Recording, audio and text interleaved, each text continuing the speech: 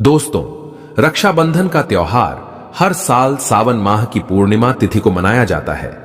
शास्त्रों में ऐसा वर्णन है कि रक्षाबंधन का त्योहार भद्रा काल में भूल कर भी नहीं मनाना चाहिए।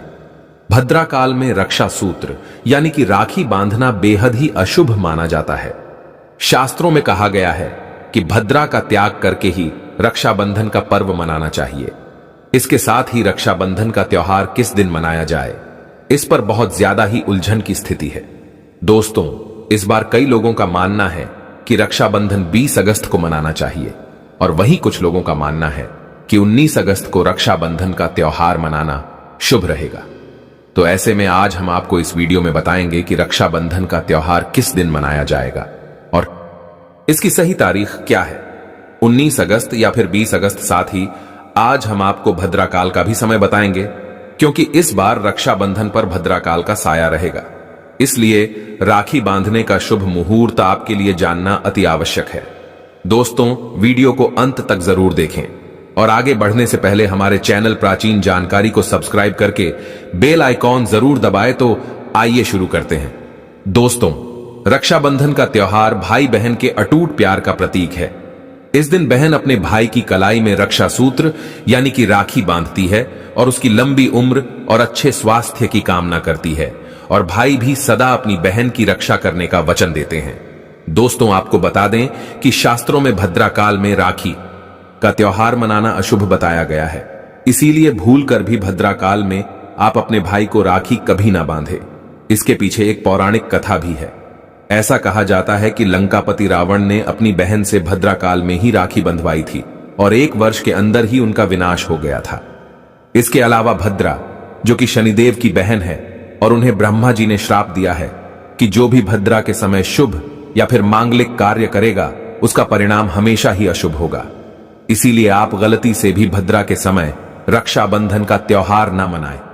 दोस्तों, रक्षाबंधन के दिन बहनें अपने भाई की कलाइयों पर राखी बांधती है और उनकी लंबी उम्र की कामना करती है। इसीलिए इस दिन भाई बहन दोनों को स्नान आदि करके और हो सके तो नए वस्त्र पहने, लेकिन याद रहे शुभ अवसर पर काले कपड़े ना पहने। वस्त्र पहनने के बाद मिलकर भगवान की पूजा करनी चाहिए। पूजा से पहले आप पूजा की थाली अवश्य लगा लें और उसमें रोली, चंदन, अक्षत, राखी, मिठाई आदि और एक शुद्ध घी का दीपक भी जरूर रख ले। दीपक आप चाहे तो आटे का बना ले या माटी का या पीतल का, जिससे आप अपने भाई की आरती करेंगी। दोस्तों, अब आप इस पूजा की थाली को सबसे पहले भगवान को समर्पित करें और भगवान की कलाई पर पहली राखी बांधे या मंदिर में राखी चढ़ाएं। इसके बाद आप अपने भाई को पूर्व या फिर उत्तर की ओर मुख करके बैठाएं और बहन का मुख पश्चिम की ओर होना चाहिए। रक्षाबंधन पर सबसे पहले घर के मंदिर में पूजा पाठ हो जाने के बाद भगवान गणेश को राखी अवश्य बांधे और फिर अंत में भाई की कलाई के लिए थाली सजाएं। फिर भाई को सबसे पहले तिलक करें, उन्हें रोली, चंदन और अक्षत लगाएं, उनके ऊपर थोड़े से फूल छिड़के, यदि फूल आदि ना हो तो चावल छिड़के करें और अंत में भाई की आरती करें। अब आप अपने भाई की दाएं हाथ की कलाई में राखी बांधे और इसके बाद भाई का मुंह मीठा कराए भाई के लिए मंगल कामना करें। दोस्तों, राखी बांधने के बाद भाई भी अपनी बहनों को रक्षा का वचन दें कि बहन, तेरी सदा मैं रक्षा करूंगा, तुझे परेशान नहीं करूंगा, तुझे तंग नहीं करूंगा, मारूंगा नहीं, तेरी हर जिद पूरी करूंगा, तेरी हर इच्छा पूरी करूंगा, मां बाप के बराबर तेरी हर कामना पूरा करूंगा, पिता बनकर हर इच्छा पूरी करूंगा, मां बनकर तेरा पालन पोषण करूंगा, जितना मुझसे होगा उससे बढ़कर करूंगा, और बहनों को उपहार वगैरह अवश्य भेंट करें। दोस्तों, चलिए अब जानते हैं साल सन 24 में रक्षाबंधन का त्योहार कब मनाया जाएगा। दोस्तों, पूर्णिमा तिथि की शुरुआत 19 अगस्त की सुबह 3:04 पर हो रहा है और पूर्णिमा तिथि की समाप्ति 19 अगस्त को ही रात में 11:55 पर हो रही है। ऐसे में उदया तिथि के आधार पर रक्षाबंधन का त्योहार 19 अगस्त यानी सोमवार के दिन ही मनाया जाएगा। इसमें कोई भी कंफ्यूजन नहीं है। रक्षाबंधन सन 24 भद्रा का समय इस साल रक्षाबंधन के दिन भद्रा का साया रहेगा। रक्षाबंधन पर भद्रा के प्रारंभ का समय सुबह में 5:53 पर है। उसके बाद वह दोपहर 1:32 तक रहेगा। इस भद्रा का वास पाताल लोक में है। हालांकि कई विद्वानों का मत है कि यदि भद्रा का वास स्थान पाताल या फिर स्वर्ग लोक में है तो वह पृथ्वी पर रहने वाले लोगों के लिए अशुभ नहीं होती है, उसे शुभ ही माना जाता है। लेकिन कई शुभ कार्यों में पाताल की भद्रा को नजरअंदाज नहीं करते हैं।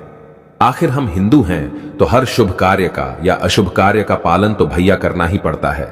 किसी भी शुभ या अशुभ कार्य को नजरअंदाज तो नहीं कर सकते ना। दोस्तों, रक्षाबंधन के शाम पंचक भी है। रक्षाबंधन वाले दिन शाम के समय में पंचक भी लग रहा है। पंचक शाम 7 बजे से शुरू होगा और अगले दिन सुबह 5:53 तक रहेगा। पंचक सोमवार को लग रहा है। जो राज पंचक होगा इसको अशुभ नहीं माना जाता है, यह शुभ होता है। दोस्तों, अब जानते हैं सबसे इंपॉर्टेंट बात, रक्षाबंधन का शुभ मुहूर्त। देखिए, 19 अगस्त को रक्षाबंधन का मुहूर्त दोपहर में 1:30 से लेकर रात 9:08 तक है। उस दिन भाइयों को राखी बांधने के लिए 7 घंटे 38 मिनट तक का समय मिलेगा। दोस्तों, इस बात का ध्यान रहे, भद्रा में राखी बांधने से हमेशा घर परिवार का विनाश ही होता है। इसीलिए भाई को इस समय कभी राखी ना बांधे, पूरा घर परिवार कंगाल हो सकता है। लंकापति रावण को इसी समय राखी बांधी गई थी, इसीलिए उसके पूरे कुल का विनाश हो गया। इसीलिए समय के अनुसार ही रक्षाबंधन का त्योहार मनाना बहुत ही शुभ और मंगलकारी रहेगा। थोड़ा कठिन जरूर है, लेकिन यह समय आपके भाई और आपके परिवार के लिए शुभ रहने वाला है।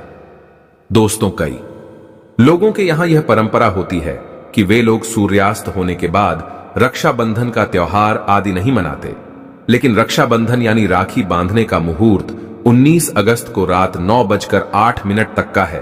तो इसमें आप सूर्यास्त के समय भी राखी बांध सकते हैं, क्योंकि इस समय शुभ मुहूर्त पड़ रहा है और हमें मुहूर्त की अति आवश्यकता होती है।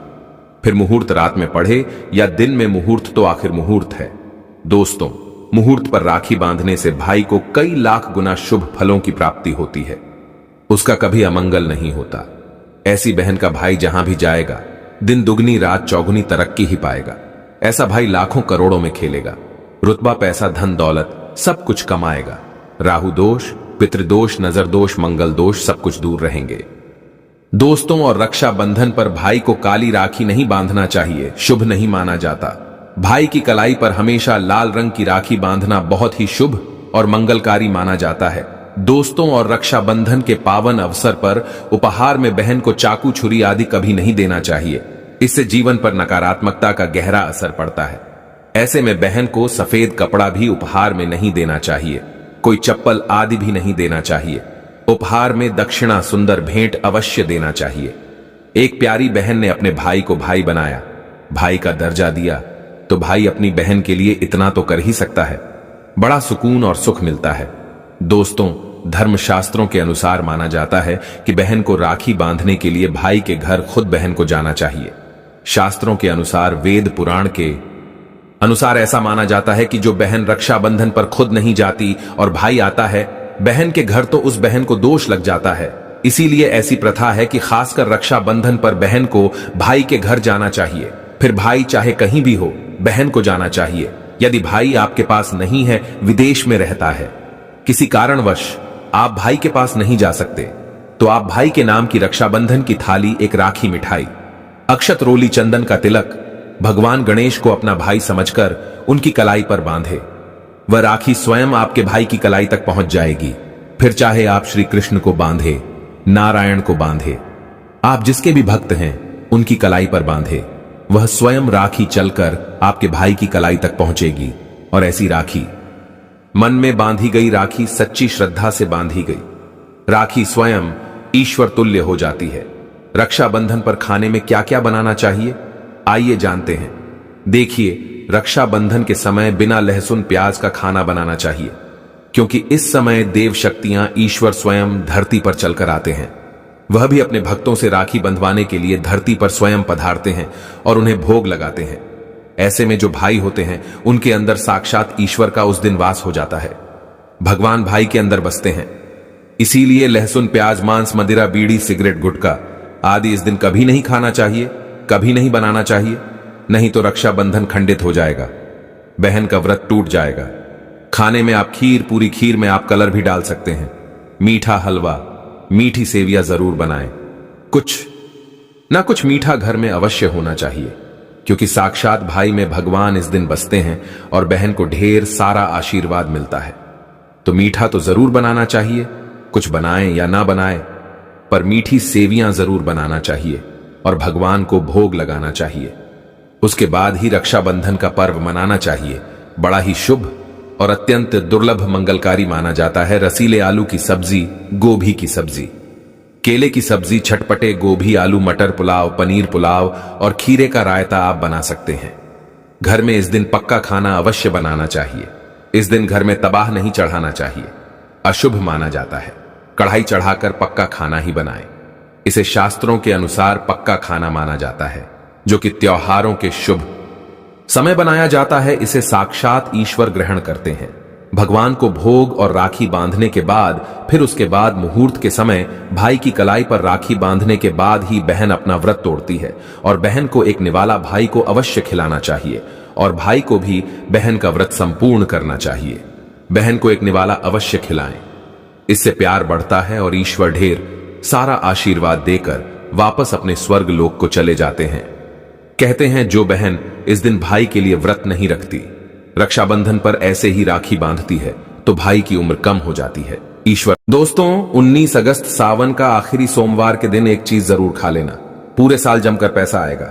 जी हां दोस्तों, 19 अगस्त सावन का आखिरी सोमवार की आप सभी दर्शकों को ढेर सारी शुभकामनाएं। दोस्तों, इस बार सावन का आखिरी सोमवार 19 अगस्त को है और इस दिन यानी 19 अगस्त सावन सोमवार पर बहुत सारे विशेष शुभ योग का निर्माण हो रहा है। दोस्तों, कई ग्रह नक्षत्र का एक साथ मिलन होने के कारण इस दिन कई सारे राज्य योग सिद्ध का भी निर्माण हो रहा है और इस दिन ब्रह्मा नामक योग बन रहा है और सिद्ध नामक योग भी बनेगा। दोस्तों, भगवान शिव शंभू को सावन सोमवार का महीना बहुत ही प्रिय है और इस दिन अगर आप यह एक चीज खा लेते हैं तो पूरे साल आपको पैसों की किल्लत नहीं झेलनी पड़ेगी। जीवन में खूब धन संपदा आएगी और भोलेनाथ की कृपा आपके ऊपर सदैव बरसती रहेगी। इस दिन आप कुछ करें या ना करें, पर सावन के आखिरी सोमवार के दिन यह फल जरूर खा ले। दोस्तों, हमारे हिंदू परंपरा में सावन का बहुत महत्व है और भक्तों सनातन धर्म में सावन के महीने का बहुत अधिक महत्व होता है। सावन का महीना हिंदू पंचांग का 5वां महीना होता है। यह महीना भगवान शिव को समर्पित होता है। इस महीने में शिव भक्त भगवान शिव की विधि विधान से पूजा अर्चना करते हैं और सावन के महीने के सोमवार का महत्व और भी अधिक होता है। इस माह में शिव की पूजा अर्चना करने से सभी मनोकामनाएं पूरी हो जाती। धार्मिक मान्यताओं के अनुसार सावन के महीने में भगवान शिव और माता पार्वती की विधि विधान से पूजा करने से एक भक्त की मनोकामना पूरी होती है। इसके साथ ही सावन के सोमवार व्रत रखने से भोलेनाथ की विशेष कृपा प्राप्त होती है। दोस्तों, सावन महीने का आरंभ 22 जुलाई सन 24 दिन सोमवार से हो चुका है और सावन महीने का समापन 19 अगस्त को होगा। कहा जाता है इस सावन के महीने में किसी भी व्यक्ति ने भगवान भोलेनाथ की थोड़ी सी भी पूजा साधना क्रिया कर ली तो उस व्यक्ति के जीवन की सभी मनोकामनाएं पूर्ण हो जाती हैं। उस व्यक्ति के जीवन के हर कष्ट खत्म हो जाते हैं और उस व्यक्ति के जीवन में धन आना शुरू हो जाता है। भक्तों, वीडियो आगे शुरू करें उससे पहले भगवान भोलेनाथ के सच्चे भक्त प्राचीन जानकारी चैनल की इस वीडियो को लाइक अवश्य कर दें और कमेंट बॉक्स में हर हर महादेव सच्ची श्रद्धा से लिख दें, जिससे कि भगवान भोलेनाथ जी का आशीर्वाद आपको सीधे प्राप्त हो सके। माना जाता है कि एक दिन प्रकाश के रूप में शिव जी प्रकट हुए थे और 19 अगस्त सावन का आखिरी सोमवार के दिन अगर आप सिर्फ पूजा पाठ करते हैं तो यकीन मानिए जीवन में सुखों की प्राप्ति होती है और तमाम तरह के प्रयोग हम करते हैं, लेकिन अनजाने बस हम कुछ ऐसी गलतियां कर देते हैं कि पूजा में मिलने वाले पुण्य की जगह हम कहीं ना कहीं पाप के भागी हो जाते हैं या फिर हमारी पूजा ही निष्फल हो जाती है। ऐसे में वह कौन सी चीज है जिन्हें भूल कर भी नहीं करना चाहिए। शिव जी की पूजा में और कैसे बचे, आइए जानते हैं। दोस्तों, सबसे पहले हम आपको बता दें, जब भी आप शिवालय जाएं, शिव जी पर जल अर्पित करें तो जहां पर से जल बाहर निकलता है उसको कभी मत लांघे। उसे हम जलहरी कहते हैं। उसे नहीं लांघना चाहिए। उसे लांघने से बहुत दोष लगता है, आपका स्वास्थ्य भी खराब हो सकता है। दूसरी बात, आपने देखा होगा शिव जी की पूरी परिक्रमा नहीं की जाती, आधी परिक्रमा जरूर करें और तुलसी के पत्ते भूलकर भी शिव जी को अर्पित मत करना। कभी कभी जाने अनजाने में शिवलिंग पर कुछ लोग सिंदूर अर्पित कर देते हैं, हल्दी अर्पित कर देते हैं। यह सब स्त्री और देवी शोभा की वस्तु है और भोलेनाथ तो ठहरे बैरागी, तो उन्हें यह चीजें कभी अर्पित नहीं करना चाहिए। भक्तों, हम जो पूजा करते हैं तो प्रभु की भक्ति में बहुत ज्यादा ही डूब जाते हैं। ऐसे में और भी बहुत तरह की गलतियां हो सकती हैं। ऐसे में ध्यान रखें। एक तो सफेद या लाल रंग के वस्त्र धारण करके आप पूजा कर सकते हैं। संभव हो तो इस दिन जब आप शिवलिंग पर जल अर्पित कर रहे हो तो तब जल के साथ साथ दूध, दही, घी, शहद, शक्कर भी अर्पित कर सकते हैं। लेकिन शिवलिंग के ऊपर प्रसाद मत अर्पित करना। आपको अगर प्रसाद अर्पित करना है तो नीचे किसी चीज में रखकर अर्पित करें। शिवलिंग पर अर्पित किया गया प्रसाद ग्रहण भी नहीं कर पाएंगे। इसीलिए हम शिवलिंग के पास का चरणामृत प्रसाद करते हैं। भक्तों, सावन सोमवार के दिन अगर आप रात के समय पूजा करते हैं, प्रदोष काल में करते हैं, तो आपको इसके फल ज्यादा मिलते ही। हालांकि रात्रि जागरण का भी विधान है। भक्तों, शिवजी को भूलकर भी कुछ ऐसे फूल हैं जिन्हें अर्पित नहीं करना चाहिए। आप जब भी शिवजी की पूजा करेंगे सावन सोमवार पर तो शिवजी के साथ जगत माता पार्वती की पूजा करें। दोनों का आशीर्वाद एक साथ आपको मिलेगा। बेलपत्र बिना अर्पित किए तो आपकी पूजा ही अधूरी रह जाएगी। आप उस पर चंदन केसर या फिर अगर पाउडर वाला चंदन है तो उसे पानी में घोलकर आप ओम लिखिए, राम लिखिए, फिर शिवलिंग पर नमः शिवाय कहते हुए बेल पत्र उल्टा करके अर्पित करें। शिवजी की पूजा में अक्षत जरूर अर्पित करें। अक्षत अर्पित करने से जीवन में कभी भी धन की कमी नहीं होती। चावल टूटा हुआ ना हो, इस बात का ध्यान रखें। साथ ही शिवजी की पूजा में एकदम काला वस्त्र पहनकर पूजा पाठ नहीं करनी चाहिए। इससे भगवान शिव क्रोधित हो जाते ही हमेशा भगवा रंग पहनकर ही ईश्वर की आराधना, भक्ति, साधना, पूजा, व्रत आदि करनी चाहिए। भक्तों, भगवा रंग बड़ा ही शुभ और मंगलकारी माना गया है। इसे देख शक्तियां सक्रिय हो जाती हैं। भक्तों, सावन सोमवार के दिन सूर्य उदय से पहले उठ जाना चाहिए। व्रत आदि में 8 बजे के बाद स्नान करना अशुभ माना गया है। इसीलिए सुबह 8 बजे से पहले स्नान, दान आदि अवश्य कर ले। इससे महादेव प्रसन्न हो जाएंगे, क्योंकि सुबह 8 बजे से पहले स्नान करना अत्यंत मंगलकारी माना गया है। इससे सकारात्मकता आपके ऊपर हमेशा वास करती है। भक्तों, शिवलिंग पर आप जल अर्पित करते हैं तो प्लास्टिक के लोटे से जल अर्पित कभी ना करें। इससे भगवान शिव क्रोधित हो जाते हैं। और आप शंख से जल अर्पित ना करें, क्योंकि शंखचूड़ नामक राक्षस का वध शंकर जी ने ही किया था। इसीलिए शंख से जल अर्पित मत करना, वरना शिव जी रुष्ट हो जाएंगे, आपकी पूजा स्वीकार नहीं करेंगे। शिव जी की पूजा में तुलसी के पत्ते का प्रयोग बिल्कुल भी ना करें। और मित्रों, चंपा जैसे फूलों का प्रयोग तो बिल्कुल भी मत करना, नहीं तो आपकी पूजा पूरी नहीं मानी जाएगी। भगवान शिव की पूजा में हल्दी, कुमकुम इत्यादि का प्रयोग ना करें, क्योंकि भगवान शिव बैरागी है। इस दिन घर में झगड़े, क्लेश, लड़ाई झगड़े, मुंह से गंदी गालियां नहीं देना चाहिए। किसी को अपशब्द नहीं बोलना चाहिए। सावन सोमवार के दिन भोग विलास नहीं करना चाहिए, नहीं तो अगले जन्म में आपको किसी ऐसे योनि में जाना पड़ सकता है जो बहुत ही भयानक हो सकती है। इस दिन ऐसा करने पर नरक की प्राप्ति हो जाती है। दोस्तों, जहां तक संभव हो व्रत रखें। व्रत नहीं रखते हैं तो सात्विक भोजन घर में बनाएं और ग्रहण करें। शराब, लहसुन, प्याज, मांस, मदिरा इत्यादि का बिल्कुल भी प्रयोग ना करें। और इस दिन जितना ज्यादा हो सके नमः शिवाय का जाप करें। जितना ज्यादा आप जप करेंगे, आप जितना ज्यादा शिव जी के करीब रहेंगे, उतना ही जल्दी आपको उनकी कृपा अवश्य मिलेगी। क्योंकि पूरे साल हम इस सावन सोमवार का इंतजार करते हैं, भला हम इस दिन को कैसे छोड़ सकते हैं। इसीलिए भगवान शिव की आराधना सावन सोमवार पर हर हाल में करना चाहिए। दोस्तों, इसके साथ ही और भी कुछ ऐसी चीजें हैं जो शिव जी की पूजा में महत्वपूर्ण है।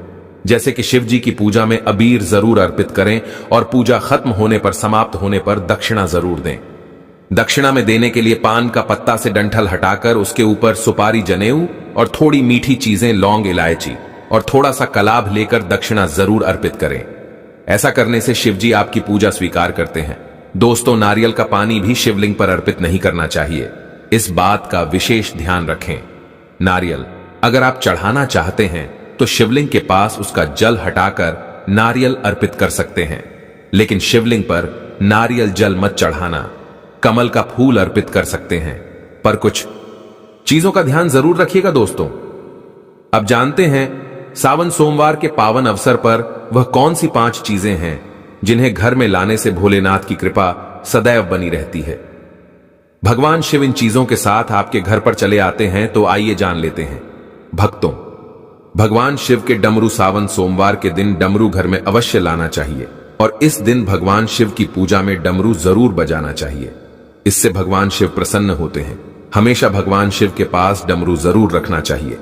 दोस्तों, अगर आपके घर में शिव परिवार की कोई तस्वीर या मूर्ति नहीं है तो इस खास मौके पर यानी सावन सोमवार के दिन शिव परिवार को घर में जरूर लाएं। इसके साथ ही भगवान शिव की कृपा सदैव आपके परिवार पर बनी रहती है। दोस्तों, सावन सोमवार पर रुद्राक्ष अवश्य लाएं। शिव पुराण के अनुसार एक मुखी रुद्राक्ष साक्षात भगवान शिव का ही रूप है। इसे गले में धारण करने से मनुष्य की हर इच्छा पूरी हो सकती है। अगर इस रुद्राक्ष की पूजा करके धन स्थान यानी तिजोरी में रखा जाए तो धन से संबंधित परेशानियां हमेशा के लिए समाप्त हो सकती हैं। लेकिन सावन सोमवार पर रुद्राक्ष का घर में होना भी बहुत ही शुभ और मंगलकारी होता है। दोस्तों, अगर सावन सोमवार पर आप महामृत्युंजय यंत्र लाकर अपने पूजा स्थान पर स्थापित कर रोज उसकी पूजा करते हैं तो इससे सुख समृद्धि बनी रहती है। इसके साथ ही भगवान शिव भी खींचे चले आते ही ऐसे घर में सदैव भगवान शिव का वास होगा। दोस्तों, शास्त्रों के अनुसार माना जाता है कि एक त्रिशूल अगर किसी मंदिर में भेंट किया जाए, यह अपने हाथों से खुद लाया जाए तो ऐसे व्यक्ति को जन्मों जन्मों तक गरीबी का सामना नहीं करना पड़ता। भगवान शिव की कृपा ऐसे व्यक्ति पर हमेशा बनी रहती है। सावन सोमवार पर मंदिरों में एक त्रिशूल अवश्य दें। खास सावन सोमवार के दिन ही ऐसा करें, लेकिन बाकी दिन भी आप ऐसा कर सकते हैं।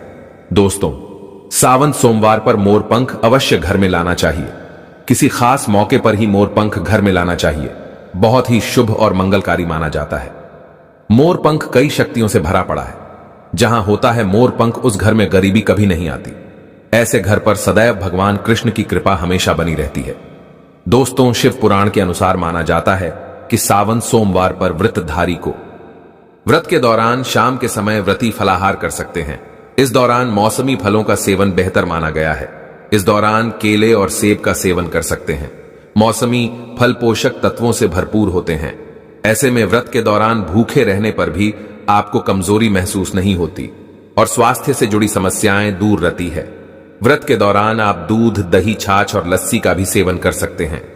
साबूदाने की खिचड़ी और खीर के साथ आप उपवास खोल सकते हैं।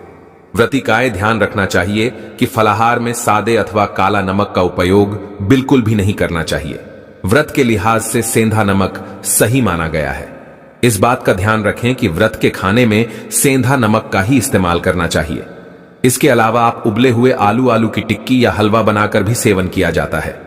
दोस्तों, अभी तक आपने वीडियो को लाइक नहीं किया है, तुरंत ही वीडियो को लाइक कर दीजिए